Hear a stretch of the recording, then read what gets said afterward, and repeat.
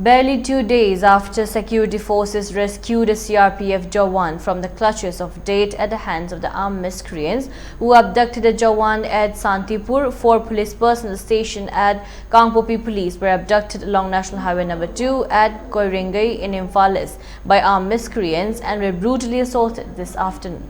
The 4 police personnel did not belong to either of the two warring communities. 3 of them are from the Nepali community and 1 is from the Muslim community.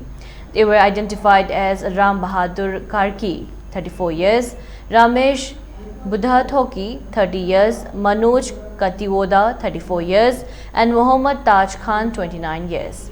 They were stationed at Kangpopi police station. Narrating this ordeal, one of the victims' personnel said that the armed miscreants, numbering more than 30 in arms, with sophisticated weapons, overtook their vehicle, stopped and blindfolded them and later took them to the unknown camp-like location where they were assaulted.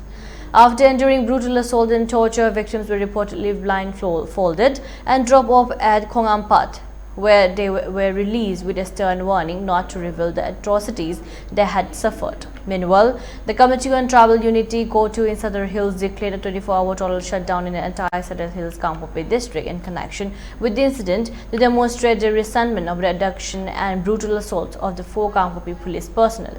The total shutdown began from midnight of May 11th till midnight of May 12th.